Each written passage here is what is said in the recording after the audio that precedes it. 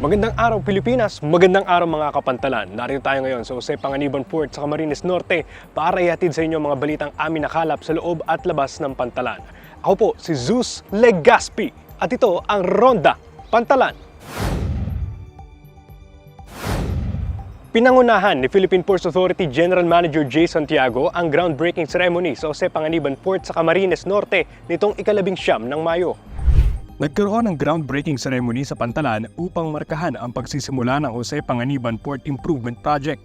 Parte ng improvement project na ito ang pagsasaayos sa Pantalan para maitaas ang kapasidad nitong mag-handle ng foreign cargoes na ipinadadala sa Estados Unidos, Australia at China. Inaasahan po natin na pagdatapos po ang Pantalan na ito, magkakaroon po ng pagkakataon yung pag-aatraka ng mas maraming mga barko, hindi lamang po sa importasyon ng mga produkto, kung hindi pati po sa eksportasyon ng mga local na mga produkto po mula dito sa Jose Panganiban at mula po dito sa lalawigan ng Camarines Norte. Noong taong 2019, nakapagrehistro ang Jose Panganiban Port ng higit sa 8,000 metric tons ng foreign cargo. Inaasahang tataas ito sa higit sa 18,000 metric tons pagsapit ng taong 2032.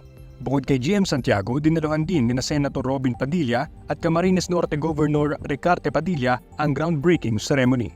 Gusto ko lamang pong bigyan ng parangal itong araw na ito, ang Philippine Ports Authority. Sir, maraming salamat po.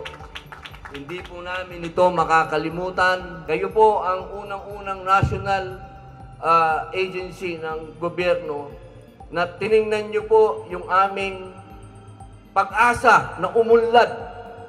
At ang pag-asa po namin ay ma-develop po namin yung aming ports. Nakikita po namin ang Camarines Norte is probably the next maritime hub in Luzon. 8 port police officers mula sa Port Management Office ng Western Leyte Biliran ang nagawaran ng parangal dahil sa kanilang kagitingan sa pagpapanatili ng kapayapaan. Sa ginanap na Pagsaludo 2024 Awards and Rewards Program for Uniformed Personnel and their Force Multiplier sa Ormoc City, Leyte, nitong ika-13 ng Hunyo, nabigyan ng parangal ang Port Police Division ng nasabing PMO sa unit category at individual category. Kabilang sa 8 Port Police Officers na nabigyan ng parangal ang Acting Division Manager ng nasabing Port Police Division na si SPPI Kirsten Joy Duran. Ang mga naparangalan na Port Police Officers ay nakatanggap ng Medal of Recognition, Plaque of Commendation at cash incentives.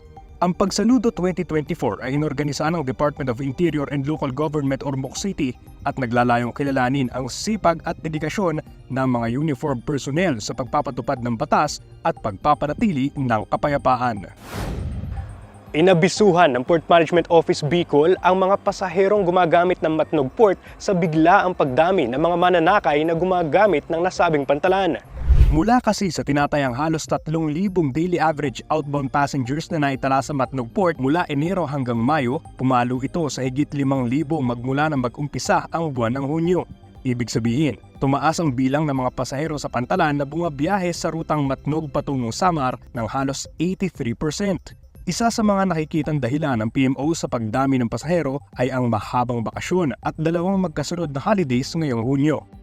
Bilang tugon sa pagdami ng mga pasahero sa Matnog Port, nagbigay ang PMO Bicol ng Certificate of Berth Availability sa isang shipping line para agarang makakuha ng special permit mula sa Maritime Industry Authority at mapayagang maglayag sa ruta ng Matnog. Pinapayuhan naman ng Philippine Ports Authority ang mga apektadong pasahero na gumamit muna ng mga alternatibong ruta patungong Masbate, Cebu at Samar. Isang babaeng na-stranded sa Surigao Port matapos umanong maging biktima ng scam ang natulungan ng Good Samaritans at Port Police Officers na makauwi sa kanyang probinsya. Ayon sa naging panayam ng Port Police sa babae, siya ay nanggaling pa sa Bacolod City sa Negros Occidental at naglayag patungong Dapa sa Siargao Island para umano makipagtagpo sa kanyang live-in partner at makuha ang kanyang share sa kanilang business venture. Pero pagdating umano ng 48 taong gulang na babae sa Siargao, may iba nang kinakasama ang kanyang live-in partner. Wala rin umano siyang nakuhang pera mula sa kanilang business venture at ang kanyang natitirang pera ay nagamit na bilang pamasahe patungong Siargao. Pero sa tulong ng mga Good Samaritan sa Dapa Port, nakasakay ang babae patungong Surigao Port. Sa tulong naman ng Port Police at Philippine Coast Guard, nakasakay din ang babae mula Surigao Port patungong Cebu City. Lalong naging espesyal ang pagdiriwang ng Father's Day sa Port Management Office ng Negros Oriental Siquijor matapos maghandog ang mga kawani ng nasabing PMO ng isang harana sa mga tatay. Sa isang Father's Day special, inawitan ng mga kawani ng nasabing PMO ang mga tatay bilang pagkilala sa kanilang husay at dedikasyon. Namigay din ang PMO ng face towels at malamig na mga inumin sa mga ama na dumaraan sa Passenger Terminal Buildings 1 and 2, gayon din sa security guards at porters. Sa mga litratong ipinadala ng PMO, baka sa mukha ng mga tatay ang saya at sorpresang hatid ng pagkilala sa kanila sa araw na inilaan para kilalanin ang kanilang sakripisyo at pagtataguyod sa kanilang mga pamilya. At yan ang mga balitang aming nakalap sa pagronda sa mga pantalan sa araw na ito. Manatili na katutok sa aming social media pages, itype lamang po ang Philippine Ports Authority sa Facebook, YouTube, Instagram, X at TikTok para manatiling updated sa mga kaganapan sa pantalan.